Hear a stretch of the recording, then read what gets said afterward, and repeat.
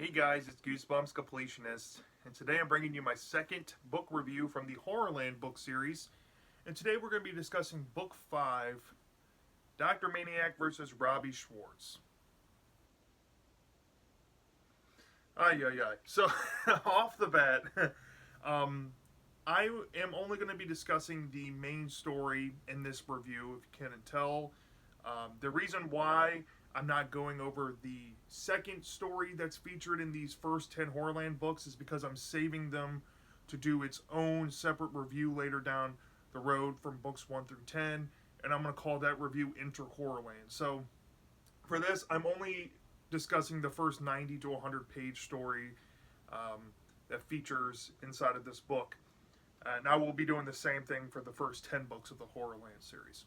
So getting that out the way, this book was a big headache. This book, as a comic book fan and as a fan of something like Attack of the Mutant from the original series, going from that to this and some other comic book stuff that Goosebumps has out there in like GYG and stuff, I'm sure is way better than this.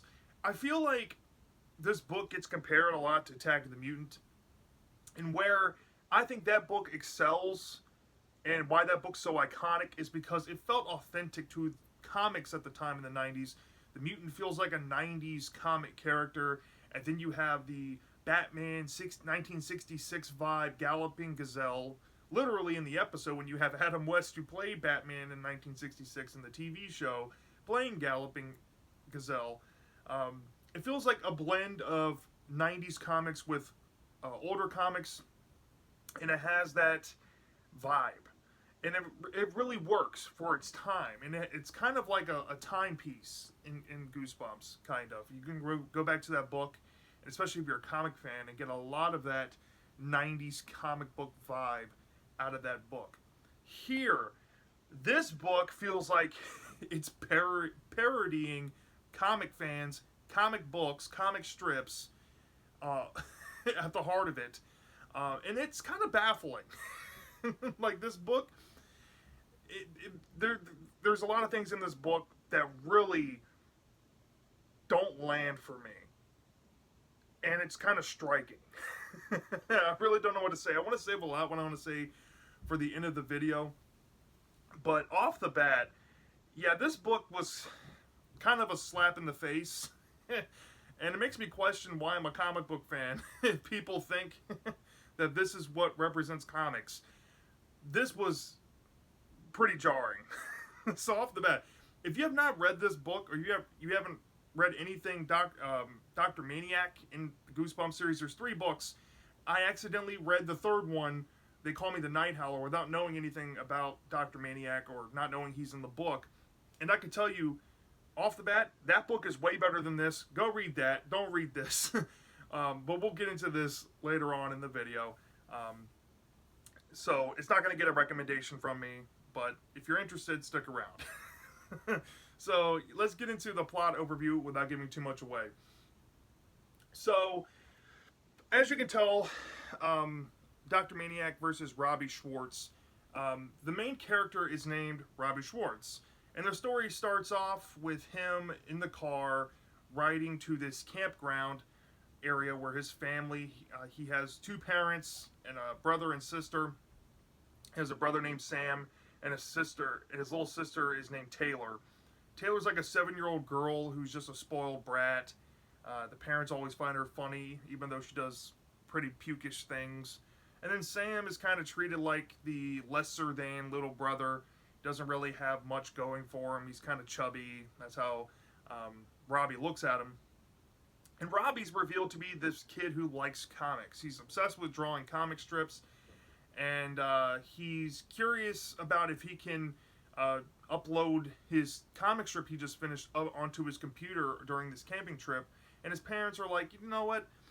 There's no Wi-Fi. Just take the outdoors in and enjoy it. And Robby's not really the type to do that. His parents are really big outdoor junkies, and he doesn't want to be on this trip. Well, literally all in one chapter. So Robby, they end up at the campground, And when he gets out of the car, he goes off to go do his own thing, and he thinks he sees one of his comic creations come to life. And one of his comic creations is called Dr. Maniac. And Dr. Maniac is described to be this weird looking guy with wild long hair, like you see on the cover, wild looking face. He has like a leopard print cape. He has white boots with feathers, like yellow leggings. He looks very weird how he's described. But he has this interaction with who he thinks to be Dr. Maniac, and Dr. Maniac's trying to feed him a dead squirrel. And like tries to put it in his face. And then the chapter ends, and then in chapter 2, it breaks the fourth wall. Yeah, this is one of the books that not only does fourth wall breaking happen once, not twice, but it happens 3 whole times in the story, and this is the first time it happens. So Robby breaks the fourth wall and it says to the reader he doesn't want to worry them, but it was just a comic strip he created. And then it cuts to his family on the camping trip looking at it, and they think it's cool. And then it kind of goes back to that car ride vibe, kind of resets itself, and all the characters are slightly different than what the first chapter described him as. Still more so the same, but just a little bit different. So it kind of plays out the same. He ends up at the campground, and he's setting up his tent. He's trying to find a place to sleep for the night, and he posts up his laptop in the back of his tent, and he's sent to go out and find firewood or something for his family for the fire pit. And while he's out, he has this strange feeling that this has already happened in the comic strip, and maybe this comic strip that he created is coming to life. And then, of course, Dr. Maniac may or may not reemerge again. And this time, he's more foreboding. And this is actually a pretty creepy scene. So he's got the dead squirrel again, and he's trying to force Robby to eat the dead squirrel. And when Robby refuses, Dr. Maniac's like, well, you failed the test. And then he just proceeds to eat the dead squirrel in front of Robby. Like, wow. It gets very descriptive and gross. And it's like he's like picking apart the flesh with his teeth, and he's eating the meat down to the bones. And then he gives the rest to Robby and tries to force Robby to eat it. And then it cliffhangs. And this is after a few chapters after the first chapter. And then by like chapter 5 or 6, this is where the story picks up for the rest of the book. There's another fourth wall break. So there's 2 fourth wall breaks within 5-6 chapters. It's revealed that this was also a comic strip that he was showing his brother Sam and his friend Brooke back in his room at home that he's made on his computer. And they think it's kind of a weird comic strip. And then, of course, the whole personalities with Sam is still kind of congruent. Sam is still picked on by Robby for being just kind of like a chubby kid. But then we meet this girl named Brooke, and Brooke seems to be like a more down-to-earth girl who's observing the comics. And she kind of mentions to Robby, like, hey, you know, you're obsessed with these comics, but, you know, you're pretty good. These are pretty nice. You should keep up with this. And Robby decides to go off and do something else, and he leaves Brooke and his brother Sam upstairs because they want to take over the computer and play this game called Battle Chess, which apparently, thanks to Drew DeLuca in the Discord chat, pulled it up. It's a PC game from 1988. So R.L. Stine, you got to keep up with the times if you're going to reference video games. We've seen the game player, but now we get Battle Chess, and apparently it's been in other books from the original 62, like Egg Monsters from Mars, and Night of the Living Dummy 2 has Battle Chess in it. So just a random 1988 PC game. But anyway, Robby's downstairs, and while he's downstairs, he hears a scream and a loud thud upstairs coming from Brooke. So he runs upstairs to check, and Brooke's screaming that Sam is missing. Sam's gone. Somebody took Sam. And of course, this attracts the attention of Robby's parents. And they get involved, and the police get called, and they all go up to Robby's room, and they're investigating this. And there's a police officer named Officer Rawls who comes on the scene and asks questions to the Brooke and to Robby what they might know where Sam would have gone. They have no idea. He just vanished. And Brooke maintains the story that she saw Dr. Maniac, which is one of Robby's creations, come through the window and take Sam. So, when this happens and she tries to explain it to the police officer thinks that the kids are just wasting his time and they need to go focus on trying to find the real answers. So Robby is watching TV nearby and he catches that a breaking news bulletin comes up and there's a on-scene reporter and they're interviewing this person and he looks there at the TV and he swears he sees another comic book creation that he created called The Purple Rage. And the Purple Rage is one weird character that nothing really about him screams.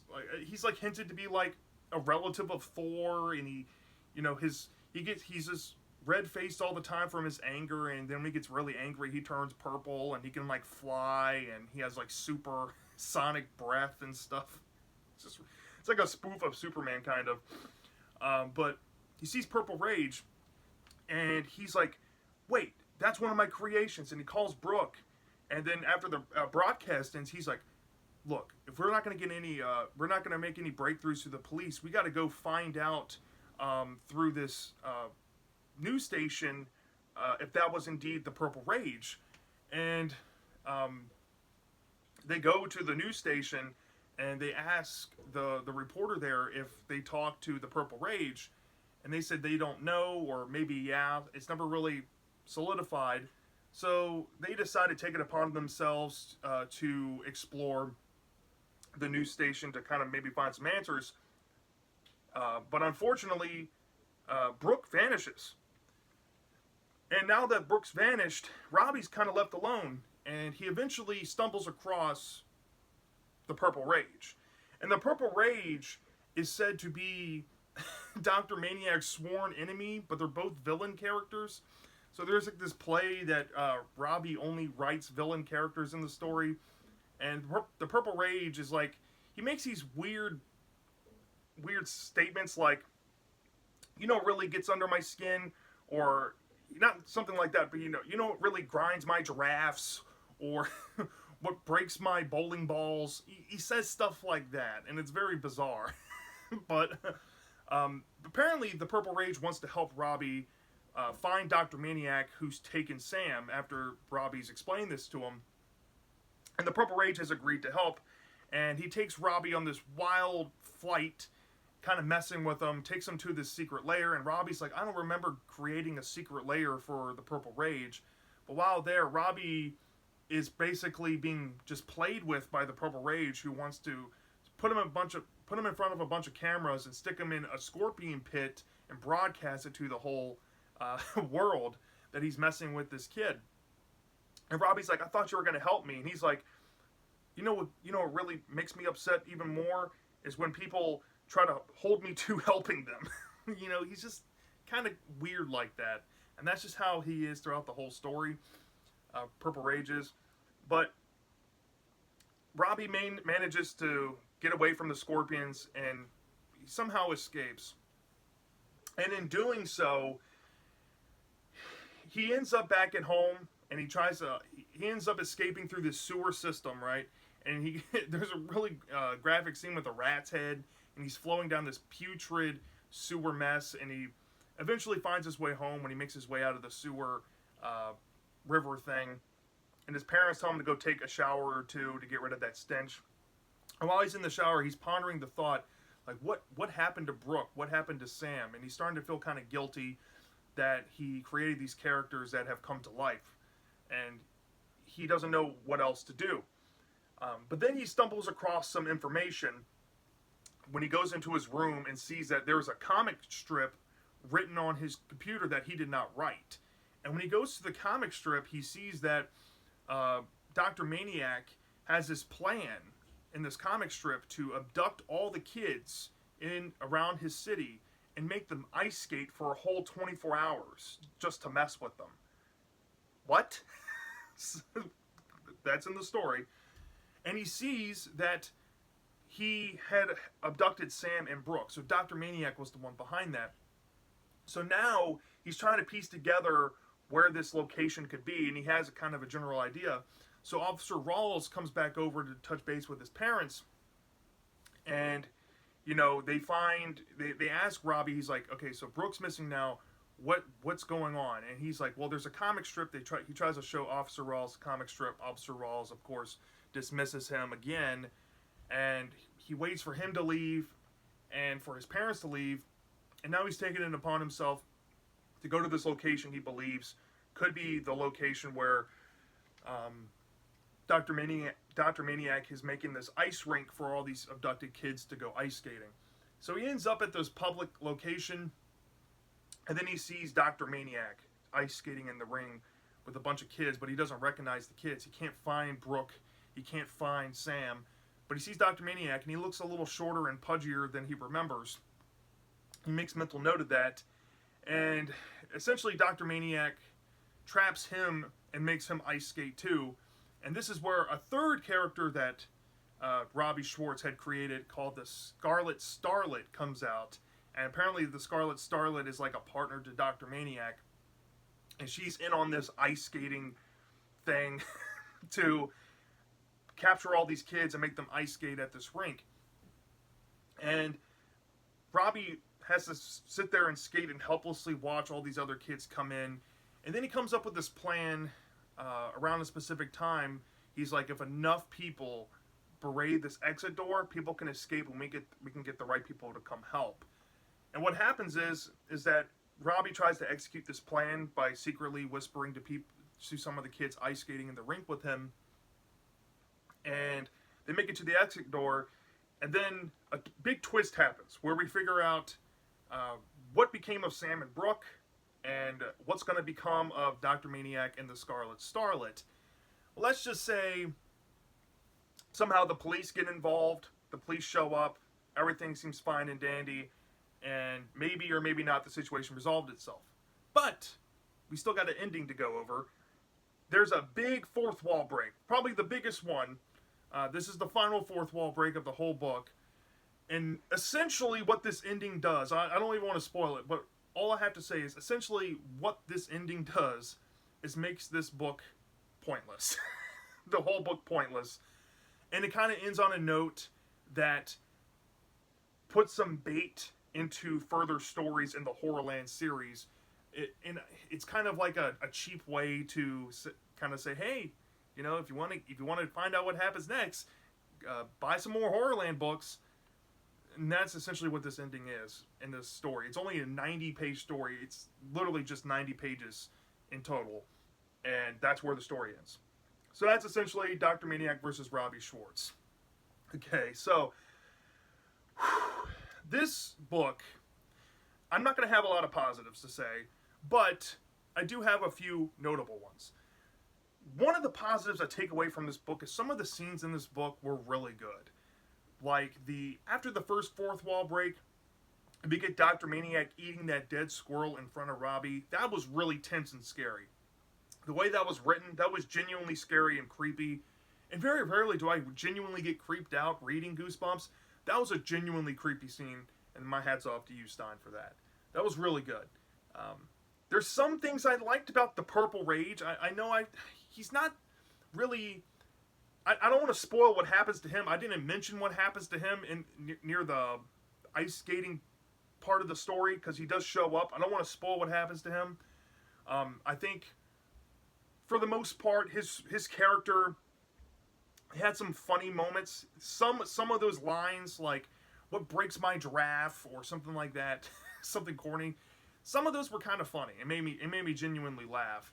And this whole idea of two villains being arch enemies is kind of a cool concept to think about. It's kind of a subversion of the tropes. And Stein does try to subvert some tropes here and there in this, even though it feels more like parodying the majority of the time.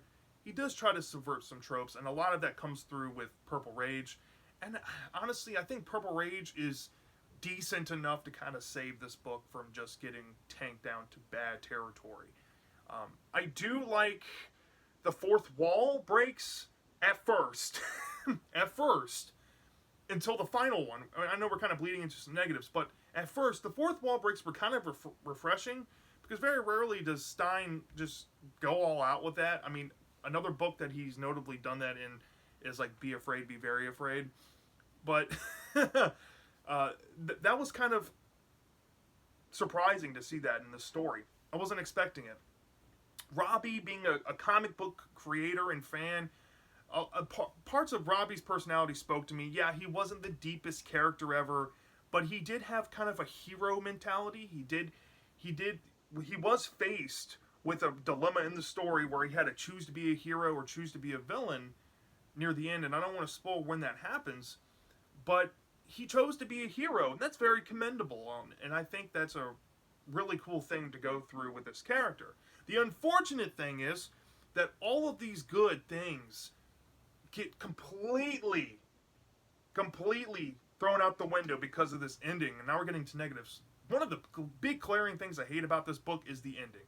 Yeah, it makes sense because the way it ends, it kind of ties back to Robby being a kid, and that's as far as I'll leave it. But it makes this book completely pointless. What I mean by that is essentially all these things that happen in this story are just one big fake story at the heart of it. And I'm not going to say what parts are fake and what parts are real. There are apparently some real parts to it because of the ending. There's a lot of ambiguity with that. And like I said, I'm trying to keep it as vague as possible. But I really despise this ending. Like I said, at first I liked the fourth wall breaks and stuff. And kind of just resetting. It's like, oh, nope, that was just a comic strip. Oh, nope, that was just a comic strip. But this ending frustrates me. It goes beyond just that. It just makes the whole book pointless. Another negative I have, it's kind of going back to my negative in They Call Me the Night Howler. Dr. Maniac is just a dud. I don't get why people like him. He comes off as such a farcical character. It feels like mockery to comic books, okay? I know there are some really bad villains in comic books. I'm not saying that they don't exist. Trust me, they do. There are some really, really corny, campy, bad, just not like evil villains, just bad. Like they're just terrible, and not even in the good way. There are some characters like that, but Dr. Maniac just reminds me of those. And I feel like where this character comes from is like this 1960s and 70s viewpoint of comics and comic fans of these being just silly, over-the-top stories with no meaning to them, and they're just made to be camp and camp enjoyment. And I know some people might like Dr. Maniac. I just don't find him funny. I don't find him entertaining. I don't find him intriguing. I don't find him even remotely smart or creative. He's just a walking parody. That's what he is. The Scarlet Starlet, she's kind of the same thing, but she's not too terrible. And yeah, and also I kind of want to add about Dr. Maniac. For this book being called Dr. Maniac versus Robby Schwartz, majority of this book features the Purple Rage, especially in like the middle to the last section of the book. Purple Rage is majority of what Robby's dealing with personally. It just doesn't really fit, I guess. But, you know, he is kind of the final villain. And going back to that, I want to talk about the twist itself. I've already talked about how I hate the ending and how it just makes the story pointless. But also the twist. The twist of what happened to Sam and Brooke, I don't like. And I didn't like that because I'm like, well, how does this make sense? How does this make any sense of what happened to them? And then, of course, those questions that went unanswered got deleted because of the ending itself. I just didn't like it. And all these issues compiled together really tanked this book for me. I know some people might think that this is a good book, but I don't. I think this book is nowhere near a good book. But I also don't think it's bad. Because, like I said, with my positives, there is a lot more to this book than other books out there that I've given below a 3.5 and higher than a 2.5. but it just kind of lands in the middle of that. Like, this is just a middle of the road book. Like, it's not good, it's not bad, it's just okay. I personally find it more meh. And because of how insulting this book made me feel being a comic book fan, this book insulted me because it feels like a parody of people who are comic book fans. And it's the total opposite of Attack of the Mutants genius. This is not genius, this is not smart, this is just... I don't even know what to say. This is just horrendous, kind of. Not all the way, but there's parts of this that I genuinely hate. But there's also parts that I genuinely love. So, from a 0 to 5 star basis, for all those problems I mentioned, I deducted 2 full points off. And I gave this book a flat 3 out of 5, which this is like the lowest D I can give before we get into D minus territory, which is like 2.5 to 2.9, those are like books I consider just to be bad but not terrible. This is like the lowest of not good, not bad I think I've read so far. This is just an overall meh experience. It's passable. It's okay. If you want to say decent at best, that's fine. But I don't find this book to be good. Do I recommend it? Nah, I don't recommend it. Go read They Call Me the Night Howler instead. But if you're interested in Dr. Maniac, maybe you like the Wilder books, maybe you're a younger reader, this might do it for you. But I'm not going to go out of my way to recommend this one. So yeah, this is my thoughts on Goosebumps HorrorLand number 5, Dr. Maniac versus Robby Schwartz. Let me know down in the comment section if you have read this book before. Do you love this or do you hate this? I'm dying to know. And I'll see you next time.